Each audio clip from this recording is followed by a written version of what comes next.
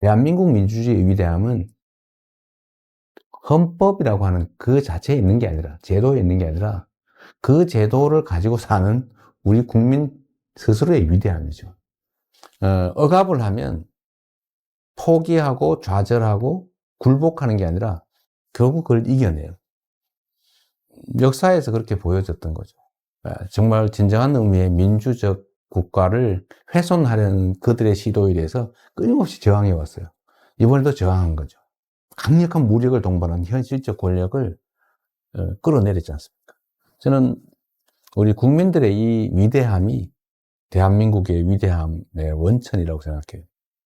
아마도 세계사에 남을 일이 될 겁니다. 그런데 겨울이 너무 길고 깊었어요. 근데 그 길고 깊은 겨울을 결국은 우리 국민들이 깨고 나오는 중이잖아요. 아마 겨울이 깊었던 것처럼 봄은 더 따뜻하겠죠. 예. 따뜻한 봄날을 한번 꼭 만들었으면 좋겠습니다. 영원할 것 같던 그 겨울도 가고 이제 봄이 옵니다. 더 아름답고 더 따스한 봄을 우리의 두 손을 함께 잡고 함께 만들어 갑시다. 희망의 대한민국 바로 우리의 손으로 확실하게 만들어 갑시다. 여러분 고맙습니다.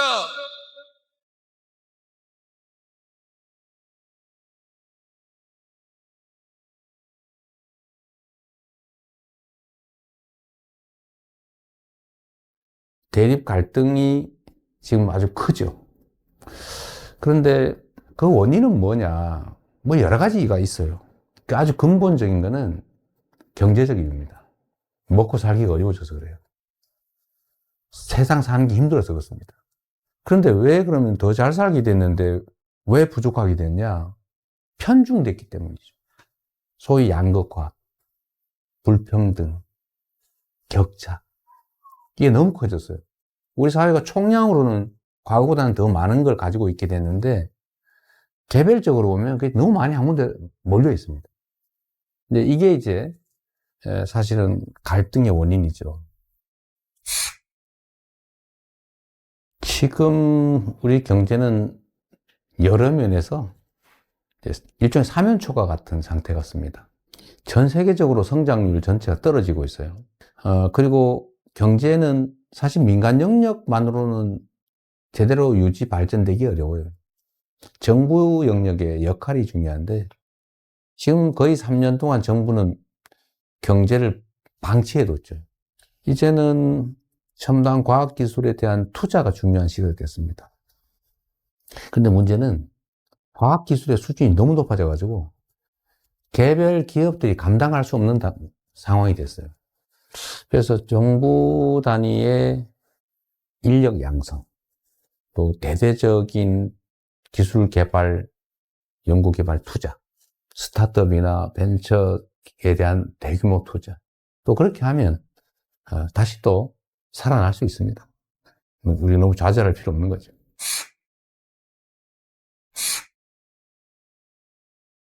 먹고 사는 문제가 가장 중요하다. 이거는 사실은 매우 기능적이고 물질적인 거예요. 고통스럽게 살지 않게 해줘야 한다. 잘 산다라고 하는 건 좀 달라요. 잘사니즘이라고 하면 좀 더 가치지향적이고 좀 정신적이고 고통 없는 삶을 넘어서 더 행복한 삶을 살 수 있는 세상을 만들자. 그런 거라고 봐주시면 되겠어요. 민생 살리는데 색깔이 무슨 의미입니까?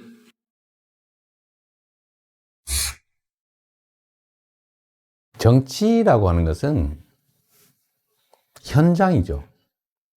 현장에서 국민들의 삶을 놓고 실제로 그 삶을 결정하는 거예요. 그게 빨간색이냐 파란색이냐 아니면 어떤 방법이 정책이 누구의 생각에서 시작된 것이냐 그럼 특별한 의미가 없죠. 어떤 게 더 유용하고 어떤 게 더 필요하냐 이게 최고의 기준이 돼야 된다. 제가 정한 원칙이 있어요. 대개의 공직자들의 태도를 보니까 중요하고 큰 일을 고민하느라고 작아 보이는 일들을 미뤄둬요. 그러니까 엄청나게 쌓여요. 공직자는 100만 명이 걸린 일이냐? 100명이 걸린 일이냐 하면, 이 10,000배로 중요한 일이라고 생각하지만, 100명이 걸린 일조차도 그 100명은 목숨이 걸린 거예요.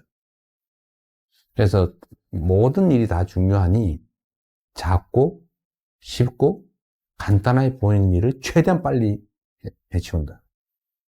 그것도 큰 일을 안 한 건 아니에요. 그건 그것대로 고심하고 하죠. 저는 제 업무 책상에 서류가 쌓여 있지 않아요. 안 쌓아 놓습니다.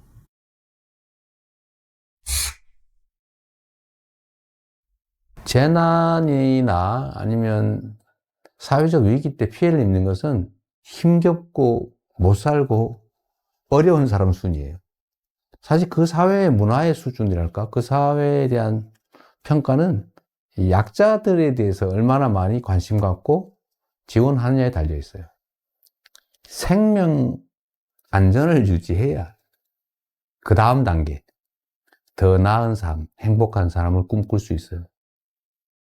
그래서 국민의 생명과 안전을 지키는 것은 정부가, 국가가 해야 될 가장 중요한 일입니다.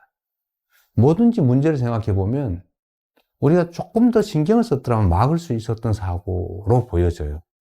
누가 얼마나 체계적으로 신속하게 대응하느냐에 따라서 피해는 매우 적을 수도 있어요.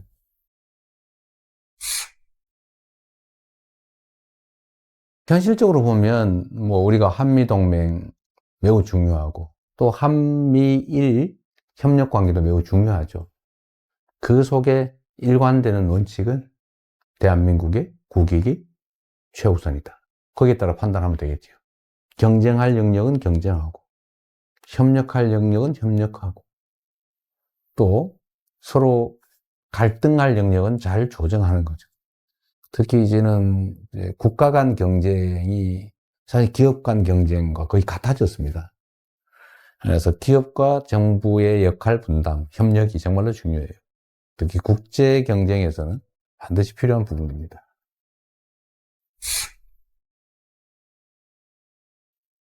김구 선생이 정말 우리가 먹고 사는 것조차 해결하지 못하는 그 시대에 우리가 꿈꾸는 나라는 문화가 강한 나라다. 문화 강국 얘기를 하셨어요. 정말 저는 우리의 역량을 통찰한 정말 해안이었다. 지금 문화 영역에서는 정말 세계를 상당 부분 선도하고 있지 않습니까? 그럼 우리 K컬처, 한류라고 보통 부르지 않습니까? 근데 여기에 더해서 이제는 K민주주의, 아마 이번 2번에 걸친 촛불혁명, 빛의 혁명을 통해서 무혈의 평화혁명으로 현실 권력을 끌어내리는 세계사에 없는 이런 일들이 민주주의의 이름으로 이루어졌지 않습니까? 정말로 위대한 민주주의의 힘을 보여준 거죠. 대한민국이 세계를 선도하는 여러 영역들이 있다고 봐요. 저는 이런 것들을 K 이니셔티브라고 좀 통칭하고 싶습니다. 우리가 비록 규모는 적지만 소프트 파워 측면에서는 세계를 여러 영역에서 선도할 수 있겠다는 생각이 들어요.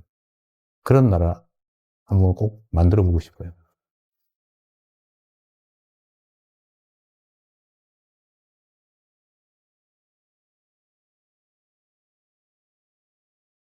대한민국이라고 하는 이 국호에는 정말 큰 뜻이 담겨 있죠.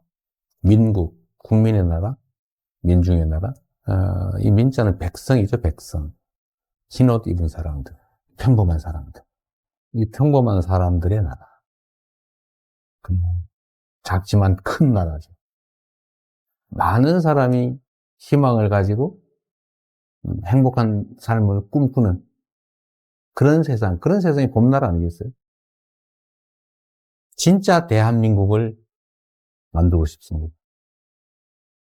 그냥 이름만 있는 대한민국이 아니라 진짜 대한민국. 그리고 그 대한민국은 대한국민이 만들어가는 거죠. 그 대한국민의 훌륭한 도구, 최고의 도구, 이재명이 되고 싶습니다.